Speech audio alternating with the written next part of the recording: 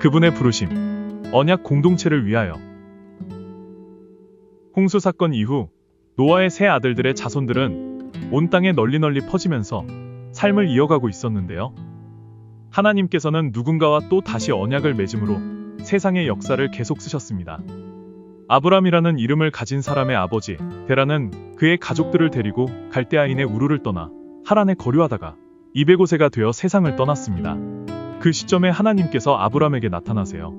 여호와께서 아브람에게 이르시되 너는 너의 고향과 친척과 아버지의 집을 떠나 내가 네게 보여줄 땅으로 가라. 내가 너로 큰 민족을 이루고 네게 복을 주어 내 이름을 창대하게 하리니 너는 복이 될지라. 너를 축복하는 자에게는 내가 복을 내리고 너를 저주하는 자에게는 내가 저주하리니 땅의 모든 족속이 너로 말미암아 복을 얻을 것이라 하신지라. 그리고 아브람이 그의 아내 사레와 조카 롯과 함께 하란에서 모은 모든 소유와 얻은 사람들을 이끌고 마침내 가나안 땅에 들어가게 됩니다. 아브람의 가족과 그의 소유가 또 하나의 언약 공동체가 되었어요. 보라, 내 언약이 너와 함께 있으니 너는 여러 민족의 아버지가 될지라. 이제 후로는 내 이름을 아브램이라 하지 아니하고 아브라함이라 하리니 이는 내가 너를 여러 민족의 아버지가 되게 함이니라. 그렇게 하나님께서는 아브라함이 이끄는 언약 공동체와 역사를 이루어 가십니다. 그런 과정에서 어느 날 하나님께서 아브라함에게 말씀하시는데요. 여호와께서 또 이르시되 소돔과 고모라에 대한 부르짖음이 크고 그 죄악이 심히 무거우니 내가 이제 내려가서 그 모든 행한 것이 과연 내게 들린 부르짖음과 같은지 그렇지 않은지 내가 보고 알려하노라. 또 이렇게 비언약 공동체의 죄악의 무게가 심히 무거운 날이 다다르게 되었어요. 결국 하나님은 두 천사를 롯이 살고 있는 소돔에 보내시죠. 그 사람들이 롯에게 이르되 이 외에 내게 속한 자가 또 있느냐? 내 사위나 자녀나 성중에 내게 속한 자들을 다 성 밖으로 이끌어내라. 그들에 대한 부르짖음이 여호와 앞에 크므로 여호와께서 이곳을 멸하시려고 우리를 보내셨나니 우리가 멸하리라. 그리고 여호와께서 유황과 불을 소돔과 고모라에 비같이 내리심으로 불 심판을 행하십니다. 이때에도 하나님은 아브라함을 생각하셔서 롯의 가족은 구원해 주시는데요. 이 모습 또한 성경적 종말론의 저자는 한 가지 패턴을 발견하게 된다고 해요. 소돔과 고모라 심판이 진행될 때 일종의 논리적, 시간적 순서가 존재했다는 사실이에요. 먼저 하나님은 언약 공동체에 속해 있는 롯의 가족을 심판의 땅에서 다른 장소로 옮기셨어요. 천사가 롯에게 산으로 도망하여 생명을 보존하라고 했으나 롯이 소할 성읍을 원해서 그곳으로 가게 하시죠. 그리고 롯의 언약 가족이 안전하게 탈출한 후에 하나님은 소돔과 고모라를 향한 불심판을 계시하세요. 여호와께서 하늘 곧 여호와께로부터 유황과 불을 소돔과 고모라에 비같이 내리사. 이렇게 하나님은 완전히 타락해버린 소돔과 고모라 땅에 있는 모든 생명체들을 전부 진멸해 버리십니다. 이 땅에 살았던 사람들은 홍수 심판 이후 노아의 아들들과 그 자손들이 퍼지면서 정착을 했기에 처음 시작대로라면 원래는 노아 언약 공동체에 속했어야 했어요. 그러나 소돔과 고모라 사람들은 하나님과의 언약을 지키지 않고 죄에 빠져 타락하게 되었기 때문에 첫사람 아담이 행위 언약을 파기함으로써 초래한 죽음의 심판에 이르게 되는 것입니다. 이 또한 언약을 통해 세상의 역사를 쓰고 계시는 하나님께서 언약을 파기한 사람들이 결국 어떤 결말을 맞게 되는지 직접 보여주신 사건이라고 볼 수 있어요. 그리고 성경에서 마지막 그날에 대한 언급이 많이 나오는데 이 또한 마지막 심판이 어떻게 진행될지 보여주는 것이라고 책의 저자는 설명하고 있어요.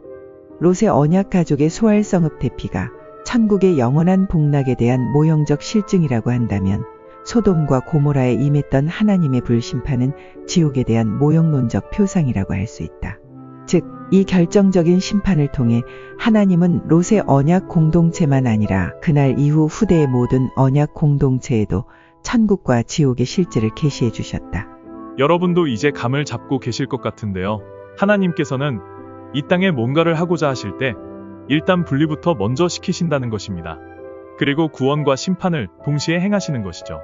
그 후 소돔과 고모라 사건 이후에도 하나님께서는 계속 언약 공동체와 비언약 공동체를 구분하셔서 이를 행하시는 모습을 반복해서 볼 수 있습니다. 아브라함과 이삭, 야곱, 12명의 아들의 계보로 이어지는 언약 공동체는 주님의 인도하심에 따라 이집트, 즉 애굽에서 살아가게 되는데요. 그리고 때가 되었을 때 하나님은 이 언약 공동체를 애굽에서 구해내기로 작정하시고 이를 행하십니다. 그 진행 방식을 살펴보면 하나님은 이집트 땅에 주권적으로 재앙을 내리시는데 그 과정에서 이스라엘 사람들이 살고 있는 고센 땅은 재앙으로부터 보호받게 된다는 것을 알 수 있어요. 네 번째 재앙, 파리가 가득하다. 그날에 나는 내 백성이 거주하는 고센 땅을 구별하여 그곳에는 파리가 없게 하리니 이로 말미암아 이 땅에서 내가 여호와인 줄을 내가 알게 될 것이라. 다섯 번째 재앙, 가축의 죽음. 여호와가 이스라엘의 가축과 애굽의 가축을 구별하리니 이스라엘 자손에게 속한 것은 하나도 죽지 아니하리라 하셨다 하라 하시고. 일곱 번째 재앙, 우박이 내리다. 이스라엘 자손들이 있는 그곳 고센 땅에는 우박이 없었더라.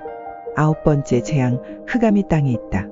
그동안은 사람들이 서로 볼 수 없으며 자기 처소에서 일어나는 자가 없으되 온 이스라엘 자손들이 거주하는 곳에는 빛이 있었더라. 그리고 마지막 열 번째 죽음의 재앙을 앞에 두고 하나님은 먼저 언약 공동체와 비언약 공동체를 구분하는 일부터 시작하십니다. 모세가 이스라엘 모든 장로를 불러서 그들에게 이르되 너희는 나가서 너희의 가족대로 어린 양을 택하여 유월절 양으로 잡고 우슬초 묶음을 가져다가 그릇에 담은 피에 적셔서 그 피를 문 인방과 좌우 설주에 뿌리고 아침까지 한 사람도 자기 집 문 밖에 나가지 말라. 여호와께서 애굽 사람들에게 재앙을 내리려고 지나가실 때에 문 인방과 좌우 문설주의 피를 보시면 여호와께서 그 문을 넘으시고 멸하는 자에게 너희 집에 들어가서 너희를 치지 못하게 하실 것임이니라. 즉 하나님께서 열 번째 재앙으로 애굽 땅에 있는 각 집안의 장자를 모두 죽이기로 결정하셨는데 그 재앙이 임하기 전에 미리 이스라엘 백성들을 구별하기 위하여 그들에게 장자의 죽음이 임하지 않도록 하는 방법을 알려주신 것입니다. 그리고 때가 되었을 때 애굽 땅에 열 번째 재앙이 임하면서 비언약 공동체의 장자들에게는 피할 수 없는 죽음이 찾아오게 되지만 언약 공동체의 장자들은 구원을 얻게 되죠. 이때 이스라엘 백성들이 잡았던 어린 양, 그 양을 잡아서 문설주에 피를 발라 장자의 죽음이 넘어가게 된 것이 훗날 예수님이 어린 양이 되어 그분의 죽음으로 그를 믿는 사람들에게 구원을 얻게 되는 징표가 됨을 미리 알려주세요. 또한 마지막 심판이 이르는 그날 구원받은 언약 공동체에게는 생명이 임하지만 그렇지 않은 비언약 공동체에게는 죽음의 멸망이 찾아오게 될 것임을 유월절을 통해 알게 해주십니다. 그렇게 10가지 재앙을 통해 이스라엘 언약 공동체는 애굽을 떠날 수 있게 되었죠. 그렇다고 아직 애굽의 소나귀에서 완전히 벗어난 것은 아니더라고요. 미련이 남은 애굽 왕이 군대를 보내 이스라엘 무리들을 추격하게 하는데요. 이에 하나님께서는 홍해 사건을 통해 언약 공동체에게는 거룩한 전쟁의 완전한 승리를, 비언약 공동체에게는 완전한 패배를 안겨주십니다. 모세가 바다 위로 손을 내밀매 여호와께서 큰 동풍이 밤새도록 바닷물을 물러가게 하시니 물이 갈라져 바다가 마른 땅이 된지라. 이스라엘 자손이 바다 가운데를 육지로 걸어가고 물은 그들의 좌우의 벽이 되니 애굽 사람들과 바로의 말들, 병거들과 그 마병들이 다 그들의 뒤를 추격하여 바다 가운데로 들어오는지라. 하나님께서 동풍을 통해 물이 갈라져 마른 땅이 될 때 이스라엘 자손들이 바다 가운데를 걸어가죠. 동시에 애굽 군대도 열심히 추격하여 뒤쫓아옵니다. 여호와께서 모세에게 이르시되 내 손을 바다 위로 내밀어 물이 애굽 사람들과 그들의 병거들과 마병들 위에 다시 흐르게 하라 하시니 모세가 곧 손을 바다 위로 내밀매 새벽이 되어 바다의 힘이 회복된지라. 애굽 사람들이 물을 거슬러 도망하나 여호와께서 애굽 사람들을 바다 가운데 엎으시니 물이 다시 흘러 병거들과 기병들을 덮되 그들의 뒤를 따라 바다에 들어간 바로의 군대를 다 덮으니 하나도 남지 아니하였더라. 하나님께서 하신 말씀을 그대로 행한 모세를 통해 애굽 사람들은 모두 바다에 빠지게 됩니다. 그런데 이 상황에서 인상 깊게 봐야 할 점은 이스라엘 민족 또한 아직도 바다를 모두 다 건너가지 않았다는 사실이에요. 그러나 이스라엘 자손은 바다 가운데를 육지로 행하였고 물이 좌우의 벽이 되었더라. 그날에 여호와께서 이같이 이스라엘을 애굽 사람의 손에서 구원하심에 이스라엘이 바닷가에서 애굽 사람들이 죽어 있는 것을 보았더라. 같은 시간에 이스라엘 자손은 물이 좌우의 벽으로 갈라진 상태에서 건너가고 있었지만 애굽 사람들은 바다에 빠지게 된 거예요.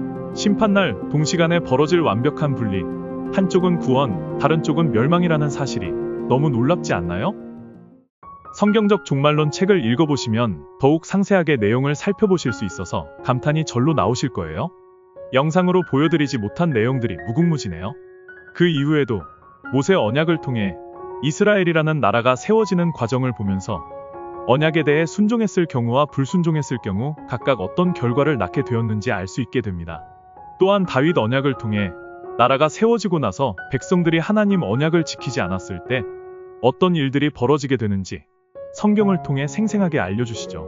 특히 언약 공동체의 규모가 한 국가가 될 때 하나님께서는 언약 백성의 불순종을 타국의 군대를 통해 다루시고, 동시에 다른 어느 민족이나 나라가 교만해져서 하나님의 분노가 차게 될 때 역시 침략을 통해 멸망시키시는 모습을 보며, 책의 저자는 이스라엘 여호와 하나님만이 온 열방과 민족의 흥망성쇠를 좌우하는 하늘과 땅의 절대 주권자임을 스스로 입증하시는 것이라고 표현합니다. 이렇게 하나님께서 언약을 맺기 위해 어떤 사람을 부르셔서 공동체를 이루시고 나라를 세우셔서 그 언약의 이행 불이행에 따라 주변 국가들까지 움직이게 함으로써 세계 역사의 흐름이 어떻게 진행되는지 도서 성경적 종말론을 통해 한눈에 볼 수 있어요.